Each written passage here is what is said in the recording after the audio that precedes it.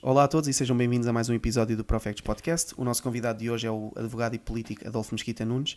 O Adolfo é licenciado em Direito pela Universidade Católica Portuguesa e completou um mestrado na Universidade de Lisboa. É advogado há vários anos e agora partner da Gama Glória, membro não executivo da direção da Galp e colunista em vários jornais.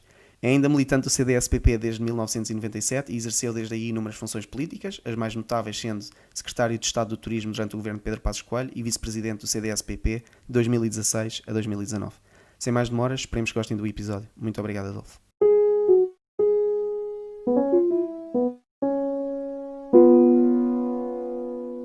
Normalmente, quando perguntam a alguém que está na atividade política por livros que nos inspiram ou que nos influenciam, temos tendência, acho eu, posso estar a ser preconceituoso, para dizer ensaios ou biografias de figuras políticas que nos influenciaram. Mas eu tenho uma tendência para recorrer muito mais à ficção do que ao ensaio. E acho mesmo que a ficção é muito mais importante para a atividade política do que aquilo que muitas vezes os políticos pensam. Porque é na ficção que está o osso da natureza humana e a política é lidar com a natureza humana.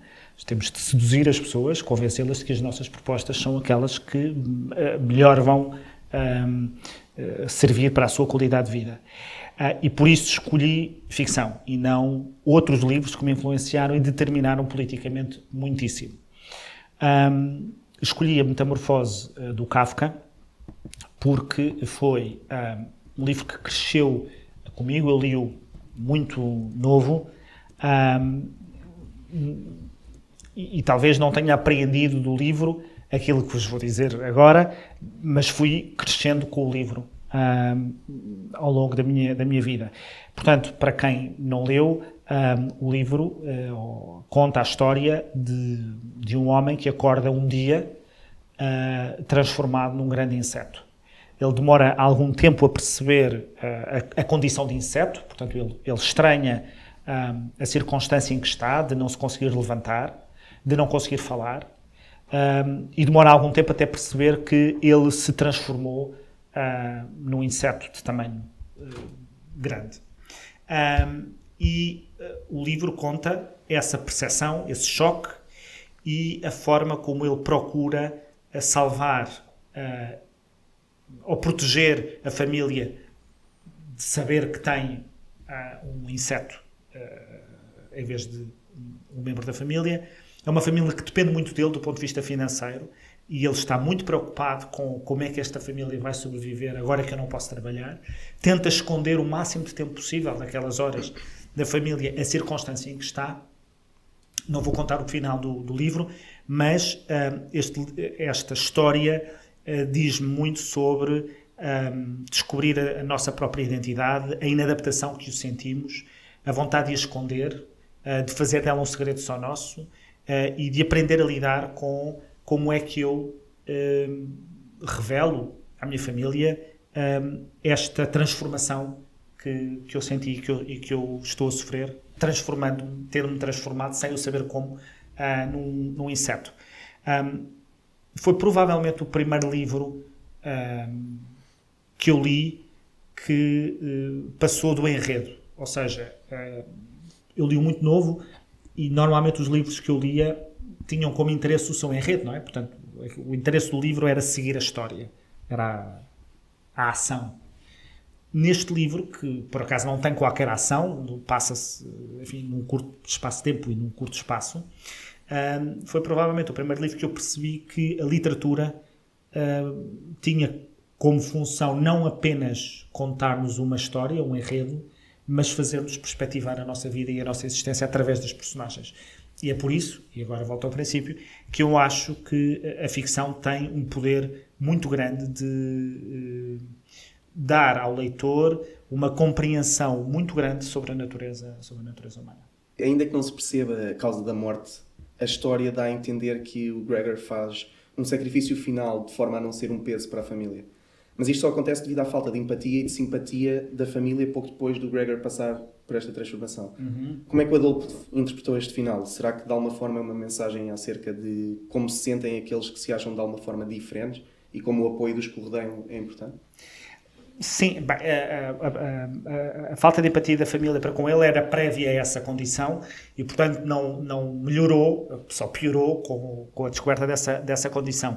Mas sim, no fundo, o livro é muito sobre, pelo menos como eu li, sobre este sentimento de desadaptação, de desadequação e do medo de confrontar os outros com a nossa diferença e o medo de não sermos aceitos na nossa diferença. E é essa a reflexão que depois cada um poderá fazer sobre a importância de encontrarmos o nosso espaço nessa diferença. E se não for naquela casa, naquele espaço, irmos encontrar um espaço onde a nossa diferença possa fazer sentido, onde possa fazer parte da naturalidade. A certa altura, disse num contexto completamente diferente que faz-nos falta quem transforma a liberdade em ambição. Uhum. Na história, o ingrediente que de alguma forma fez com que isto acontecesse à família Samsa foi a metamorfose do Gregor. Visto que só aí, por obrigação, é que a família deixou de depender dele. A minha questão é, não sendo por obrigação, como é que se transforma a liberdade em ambição? Ou será esta obrigação mesmo necessária para fazer a tal transformação? Eu disse essa frase, acho eu, no contexto político, de converter a liberdade num programa político que seja mais do que meramente dizer somos livres de escolher ou quer ser livre para, de explicar às pessoas que essa é a condição essencial para o seu progresso, para a melhoria das suas condições de vida. Transformar a liberdade em programa político inspiracional. Muitas das vezes o liberalismo ou as ideias liberais aparecem como demasiado teóricas ou até defensivas face de proteção face ao Estado, face aos outros, e faz falta mostrar que esse modelo nos permite subir na vida. E, portanto, é converter esse discurso, que é real, e com o qual em parte estou de acordo, em algo mais inspiracional, em algo que faça as pessoas acreditar que é por aqui que a liberdade faz sentido, porque é através dela que eu consigo melhorar as minhas condições de vida e subir na vida. Portanto, foi nesse sentido que eu utilizei na frase, portanto, que a liberdade seja não apenas uma condição natural, que é, não apenas uma condição defensiva relativamente aos outros e ao Estado, mas também uma ambição nossa para podermos subir na vida, que acho que é aquilo que deveria determinar a nossa ação política, não é? Tornar o contexto de nascimento de cada um de nós o mais irrelevante possível para as condições de sucesso na nossa vida. Não só na Metamorfose, mas noutros livros também, o Kafka faz uma crítica, em parte, à sociedade, ao realçar como às vezes o fluxo de pensamento e as decisões humanas são um bocadinho ridículas, em parte com os problemas da sua vida. O exemplo neste livro é como, apesar de ele estar a transformar num inseto, a primeira preocupação quando acorda é como é que vou chegar ao trabalho.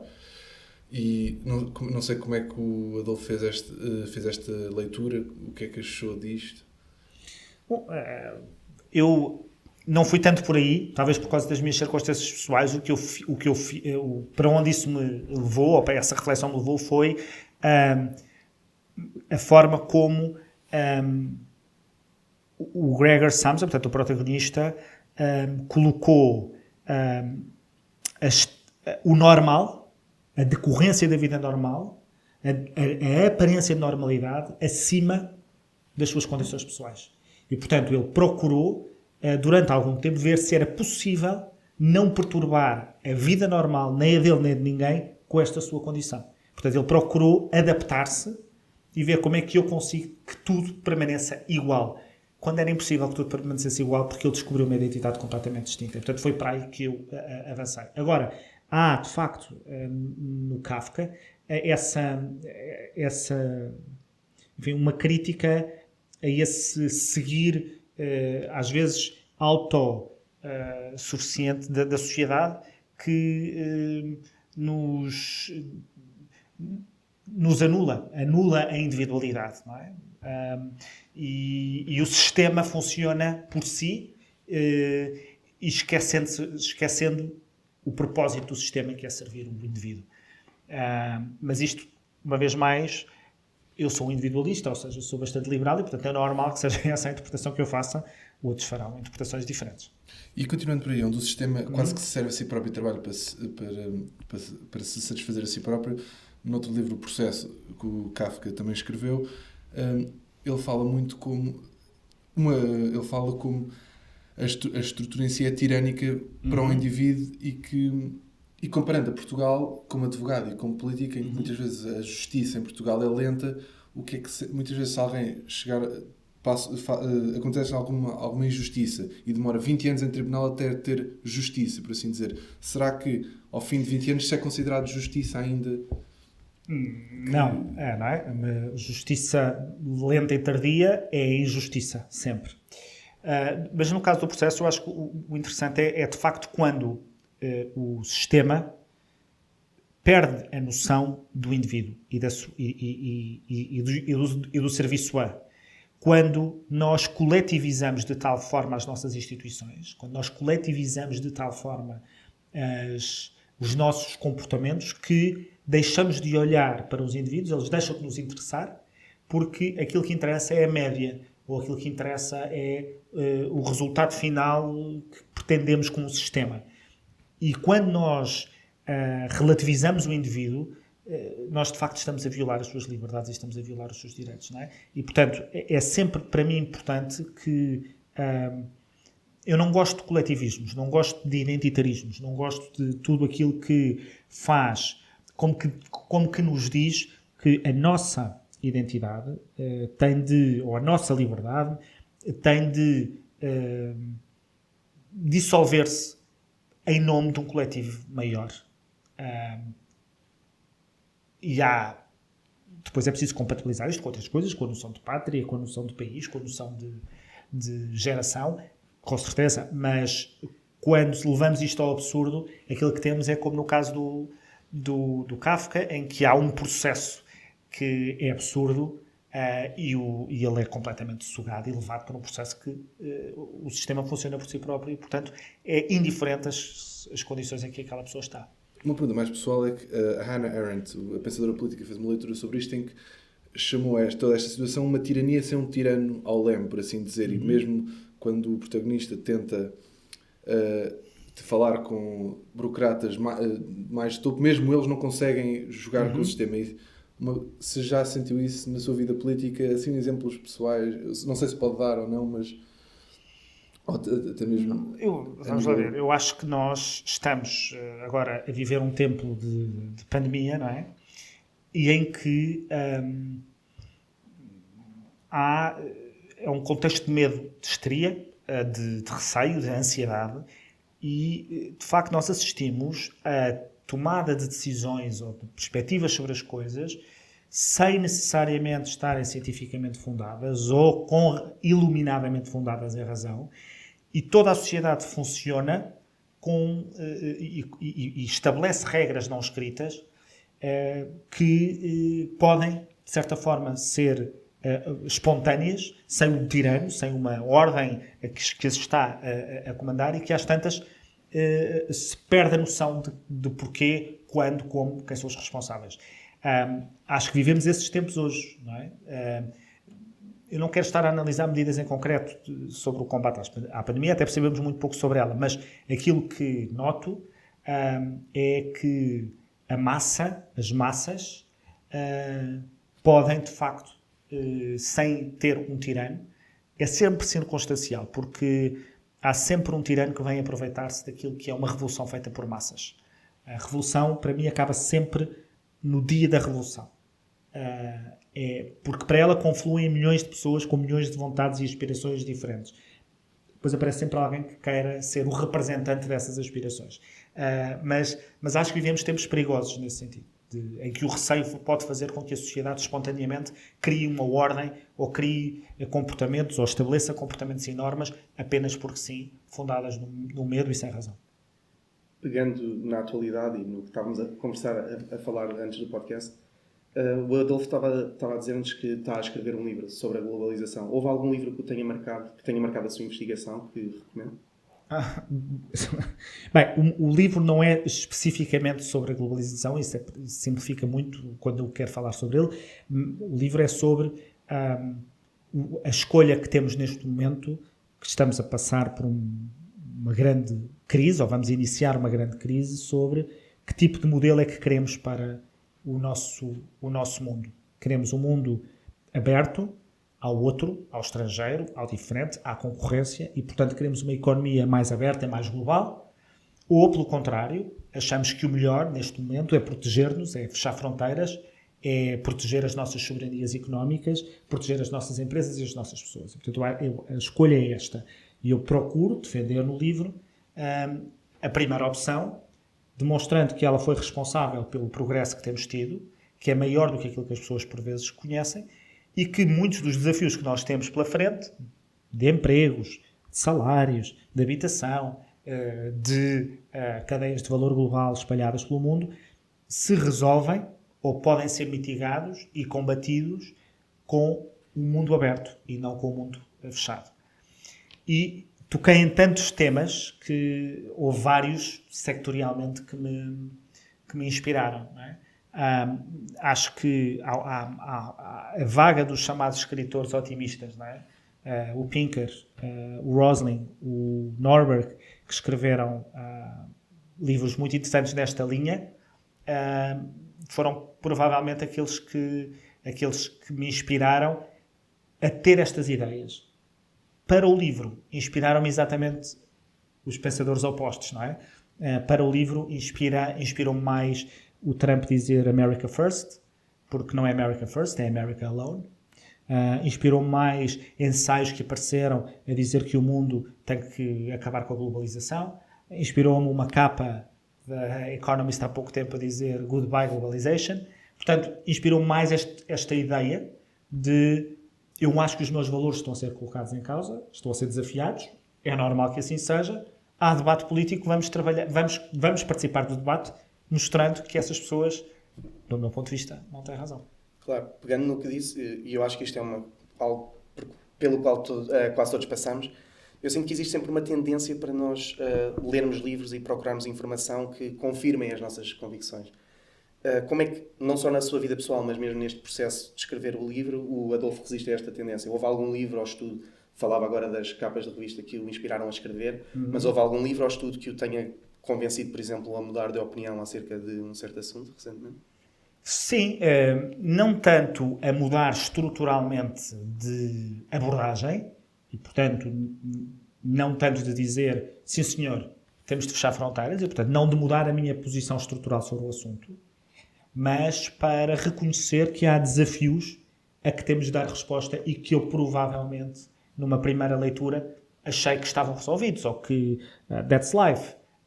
E portanto sim, quando comecei a olhar para questões de produtividade, quando comecei a olhar para a questão da habitação ou para questões de estagnação salarial, houve vários aspectos que eu achei isto justifica que se dê uma resposta. A resposta, eu acho, continua a ser aquela que eu tinha previamente, mas reconhecer a existência do desafio, reconhecer que eu tenho de responder a isto, eu tenho que dar uma explicação às pessoas, provavelmente não me ocorreria se eu não tivesse lido livros que defendessem ideias contrárias às minhas. Há algum em especial que nos possa recomendar? Sim. Há um... Agora estou-me a esquecer do nome do autor, que é Why Liberalism Failed, que também já está traduzido para português.